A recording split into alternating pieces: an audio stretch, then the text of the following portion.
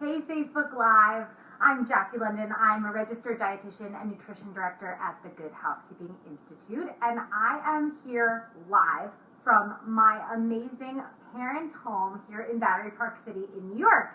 And we are doing an ambush kitchen makeover today. So what we are going to do is go through my parents.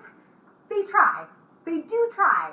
They're amazing and they are wonderful parents, but they don't always like to listen to me all the time. So we're going to go through what is currently happening in this here refrigerator freezer scenario. We're going to talk a little bit about what some kind of fixes that we could do, that we could make today.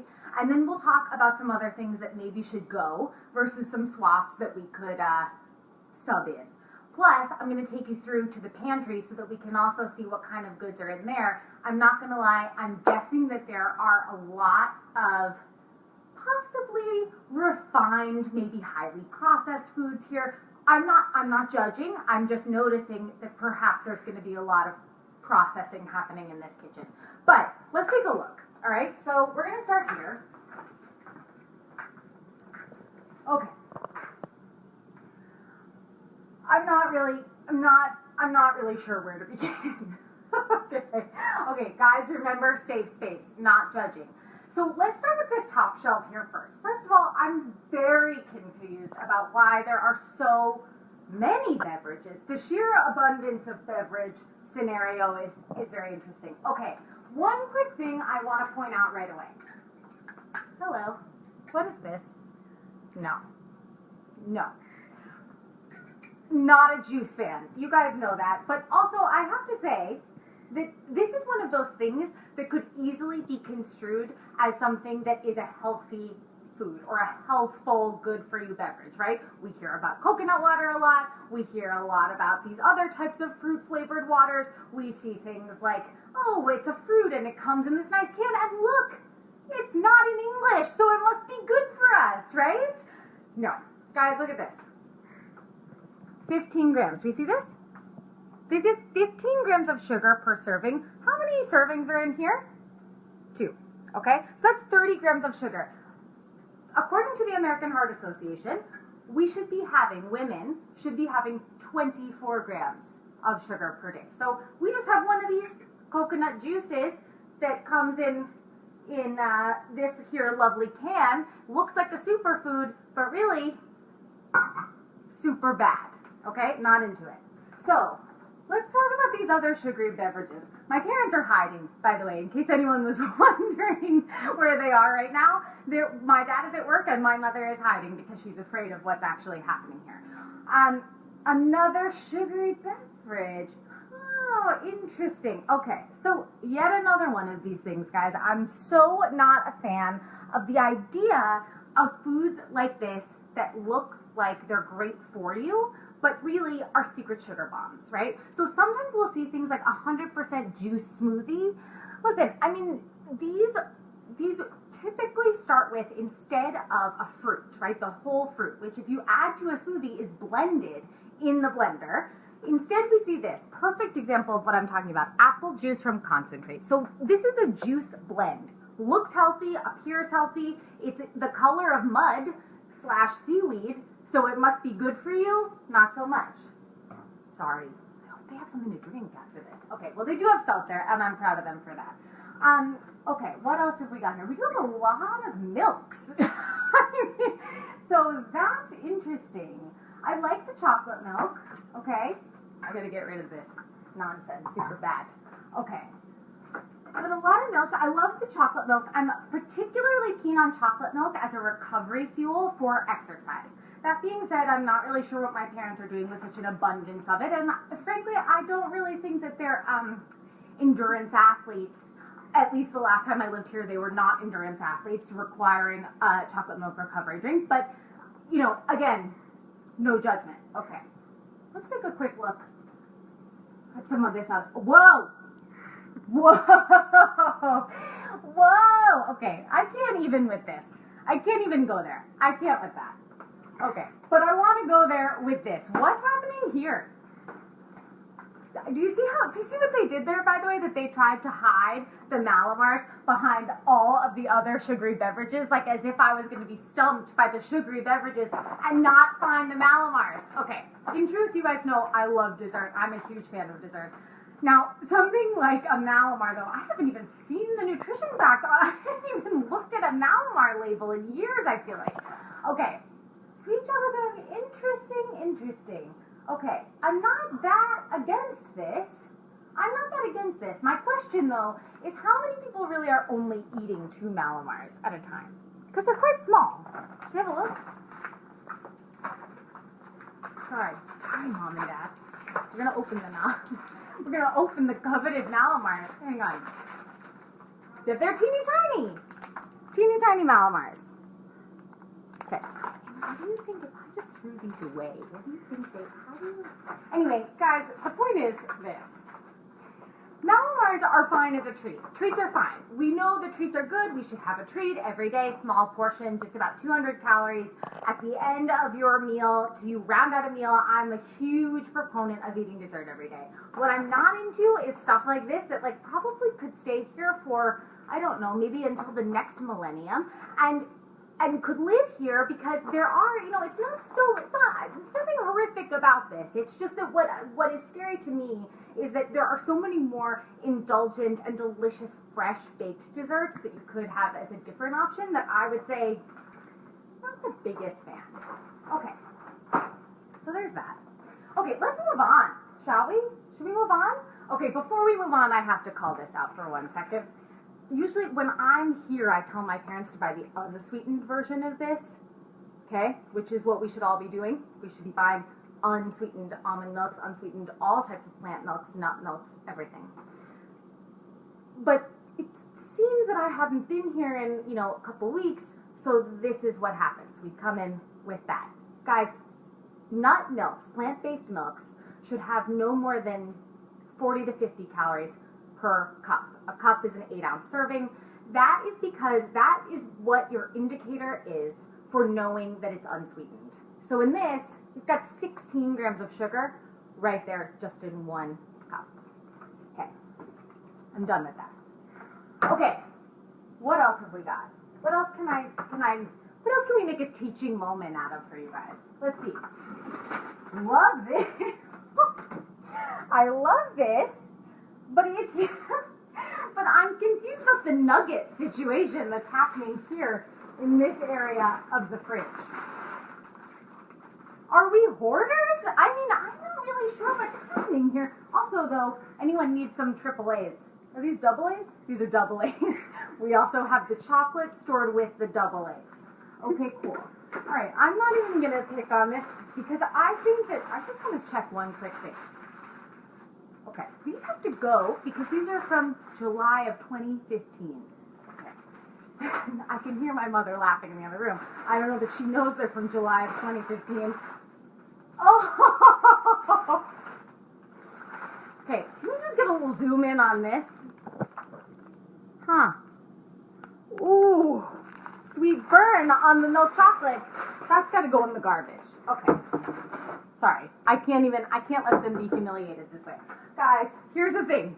There is a new FDA labeling law that is it's actually a bill right now. It may be passed into a law. The idea being that the labeling that currently goes on packaging, which refers to sell by, use by, and best by, those are all different wording that seems to appear on different types of packaging. Sell by is used more so for the retailers, right? Because if you're selling, it's telling you when to sell the product by.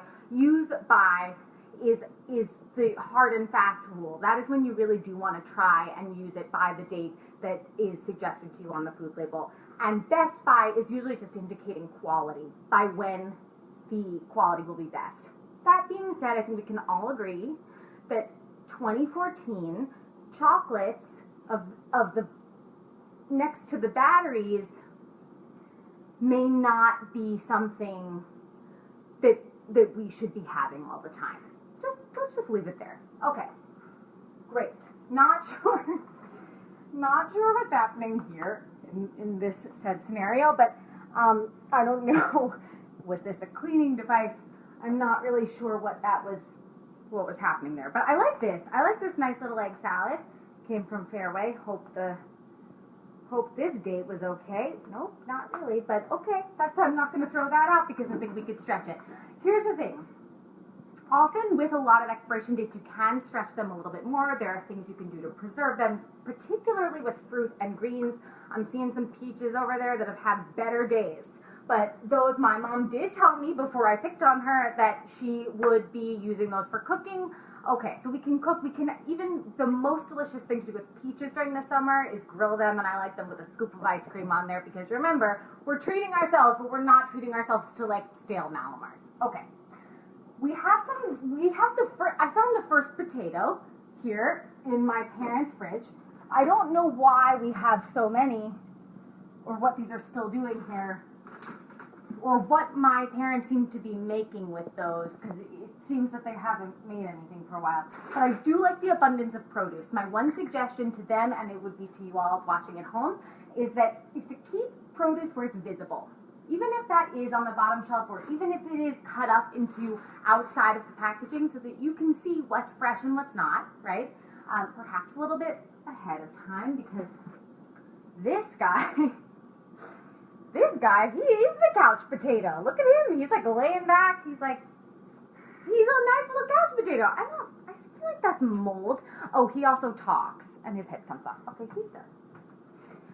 So, we want to avoid those couch potato old potatoes. We also want to avoid making sure that that these things don't go uneaten and therefore wasted, because it's important to have an abundance of fruits and veggies visible at all times. Good for snacking. Clean them up, wash them, have them ready so you can just take a handful of cherries or grapes or cucumbers or whatever and just eat them on the go. Okay, let's see what's happening in here. Okay, I like this.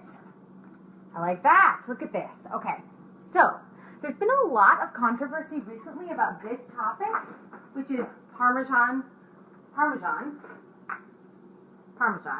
versus Parmigiano Reggiano, which if you speak Italian, you know I'm totally botching the pronunciation of that, but I will leave it to you all to just have a look, okay? So the difference between these two is that there was recently an article in the New York Post here that's local, but it did get a little bit of national attention as to what this means and whether or not the FDA really allows that. They do allow that. They do allow you to call this Parmesan, saying, you know, it is not fake cheese, right, to have this exist. It's just not Parmigiano Reggiano, which means that when you have this type of cheese, Parmigiano Reggiano, it has to be, in order to be called this, it has to be from Parma in Italy, and made in the exact way that it is made in this particular city or region, okay? When you have something like this, there are no rules as far as is it the same as the Italian preparation. So just to be clear, it's not unsafe to have something like this. And a lot of the controversy was that it was unsafe, and it is not. There was talk of wood chips and chemicals in cheese like this, and that's just simply not true. There's always going to be chemical compounds, because that's what all food and all things are made out of. H2O, that's also a chemical compound, that's water, right? So it's important to recognize that it's not unsafe, but it's just not necessarily what you're looking for if you are looking for Parmigiano Reggiano. Okay, great. Here I am. I'm going to close this because I'm also putting everyone at risk for things by leaving this just hanging wide open. So let's close this for a second. Quickly,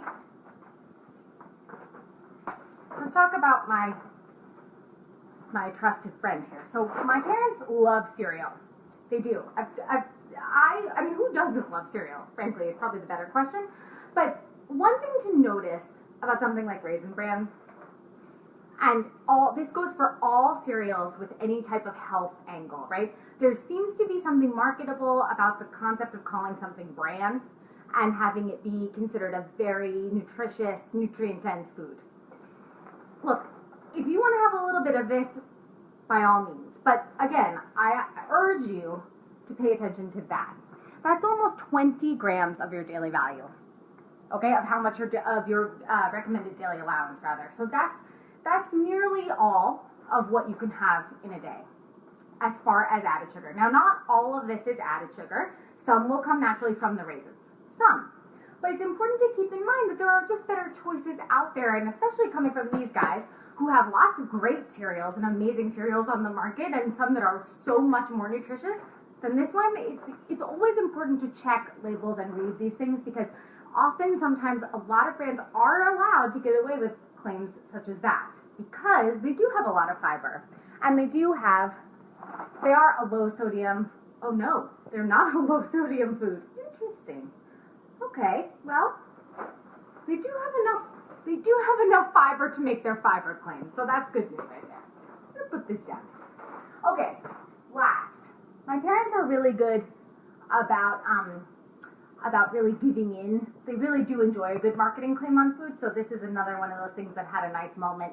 Agave nectar. Agave, honey, sugar, brown sugar, cane sugar, corn syrup, rice syrup, any type of syrup, maple syrup. You name the syrup, you name the product. If it has grams of sugar in it, which this does, it's sugar. It's still sugar. Just because it looks cool and it had a nice little moment doesn't make it anything other than sugar. All right, keep that in mind. Anything else I want to talk about? I'm really into this. I mean, I know that they're not that sexy and they haven't had that great of a moment, but I feel like their moment is coming. 2017, I'm telling you right now, I'm calling it the year of the prune. I really believe it, because prunes are such a nutritious food, and if you've ever had dates are really just like a cousin of the prune, okay? But they are California dried plums, you guys, so they can be a little sexier if we want to go with the name dried plums. Do you? Again, we're not here to judge. We just want to make the prune happen, because they are so great for your bones. They're also, there's been so many links to increasing your gut health. Of course, I mean, that's what they're really well known for, is increasing gut health. But there also have been a lot of links to optimizing bone strength and bone health. So something to think about. Try cooking with them. Try adding them to cereals in the morning. I think you're going to like it. Okay, next, let's end over here. Let's end our portion of being over here, is what I mean, with going into the freezer for a second. Okay. That edamame's seen better days. I wonder, I'm not going to embarrass them anymore. I don't really know when that edamame is from. Okay, but let's start here. This is interesting. Hello. Ben and Jerry are here. So they're really, my parents are really the frozen yogurt whisperers. They love a good frozen yogurt. Just get that off there.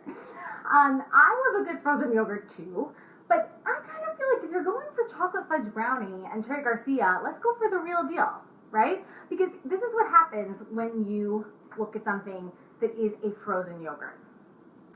See this? So this is for half a cup. It's 170 calories. You know, it's pretty low fat, right? And what we wind up doing though is this. Instead of fat, we add extra sugar to keep the flavor. So you're not doing yourself any favors in that regard, because you're keeping the same amount of added nutrients, and you've taken away something that could be a little bit more satiating, a little bit more satisfying for you, and added something that is less satisfying. So that's one thing to keep in mind right there, because I'm going to show you this. This I'm into. My mom thought I was going to have an issue with this, but I love some good gelato, because gelato, interestingly, is made with milk instead of cream. So first of all, and that's opposed to ice cream, right? So gelato is swaps the heavy cream that is usually found in ice cream, and you'll get a higher ratio of milk in here, okay? Which makes it, technically shaves off a couple calories, can make it a little bit lighter, but still keep that creamy flavor. So while this is higher in calories, right? And granted, this is going to have a little bit of a different nutritional profile, but the point being, and this will still be high, this one is actually quite high in sugar, comparatively speaking, but the good news about something like this is that you have half a cup and you're done, right? Because you actually feel satisfied from it. Something like this, maybe if it was the real Cherry Garcia, right? Because then you would have your half a cup and feel done too, but this is still at 24 grams of sugar. Question being, are you really going to not want to sit and eat the entire pint? I personally eat the entire pint, so that's why a word to the wise. All right. Great. I think we've done enough damage in here.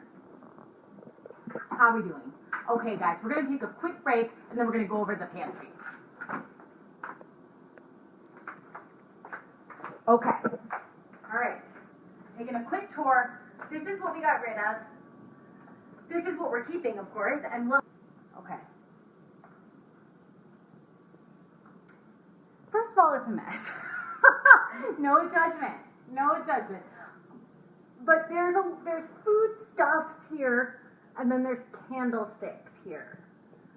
So that's interesting, just from a purely organizational standpoint. I can't reach those candlesticks. But trick. I can't reach those candlesticks. But what if I didn't want to reach, I don't know, something like this? Sometimes having a treat in the house is a good thing, right? Because it can keep you from ordering in or going shopping on a whim and really wanting to totally indulge and go overboard, right? So sometimes it can be good. Sometimes we need a little bit of behavioral help in order to get us there, and organizing can be key to that. So something like the brownie brittle here, I mean, this is the type of thing that for me personally, I would have one bite of and then I would just eat the whole bag. It's that type of thing. But to have something like this, and put that where the candlesticks are, maybe we could reach the candlesticks, we could have, I don't know, we could just have a nice evening in only 95-degree weather in New York and light some candles. It could be a nice night where we felt like we had a better storage spot for something like this that is easy to indulge. So that's take it or leave it, but that's just something to think about. Now, these guys, I love these guys. These are one of my favorite snacks. But the thing about these is that because they're a little bit low in fiber, there's less than 1 gram per serving and there's only 2 grams of protein, there's not really much in here by way of fill you up food. They are delicious, they're wonderful, but this is another one of those things that's super easy to overdo. Okay, so just something to keep in mind. I don't even know where to put things back because I don't really know that they had any organization to begin with. Let's just get these in the back here. Okay, now we've got a lot of nuts happening. It seems like this is the wrong place for this. I feel like this got in there by accident, this nice pink salt. This is delicious. I love Himalayan pink sea salt. It's expensive, but it's great because you do use a lot less of it than if you were just using your regular iodized kosher salt, okay? So it's something to think about adding to your pantry and making a little investment in, because something like this will be easily sprinkled on and add a ton of flavor, but be lower in sodium for you than regular table salt. Okay, I'm putting this here for now, but I think I should move that for later. All right, next. Just saying. I mean, I just want to call out the fact that it is July. I think Passover's coming, I guess. I mean, I guess we could say Passover 2017. It's coming. So we're ready. The Londons are ready. Okay. Now, interesting. What's happening here? Okay. New pop chips. These are baked pop chips. These are new. But, again, 1 gram each of dietary fiber and protein. Okay, so a little bit unsatisfying, right? Another thing I want to show you guys here is that something like this, that is 190 milligrams of sodium. Now, for most of us, that's okay, all right? But for many of us who do need to be on a lower sodium diet, my parents need to be on a lower sodium diet. Just FYI, they can't hear me. What we're really looking for in something like a packaged food is 140 milligrams or less, okay? And the reason being is that it may sound like it's not that much of a difference, but when you think about the fact that we don't usually eat just 1 serving, especially when it comes to things like this, that's where we want to look for things that will be a little bit more nutritious, a little bit more nutrient dense, higher in fiber, higher in protein, if we are going to make that sacrifice from the sodium. So look for things that are 140 milligrams or less to keep that sodium in check. Do we have any questions? No, we're good. Okay. All right, guys. My last point here. I don't know. I'm into this. I bought my parents this because I love these guys. These are amazing. For anyone who likes granola, these are an amazing swap because these have puffs plus granola, so they're actually millet puffs, which is a type of ancient grain that's 100% whole grain. And I love these because these will have per serving, they will have 2 grams of fiber and 3 grams of protein, plus they're lower in sugar than a lot of the other alternatives. But because you'll see, and I won't open this now because I did get this for them, but they do have these, the puffs kind of displace the granola, so granola can be really sugary and really high in calories from fat.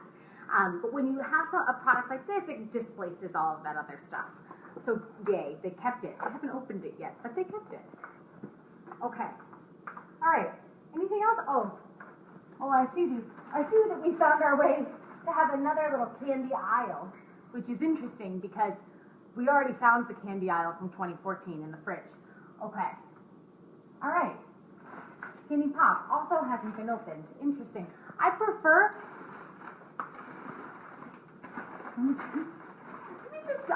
to actually just completely fumigate this, but I'll do that after we stop filming.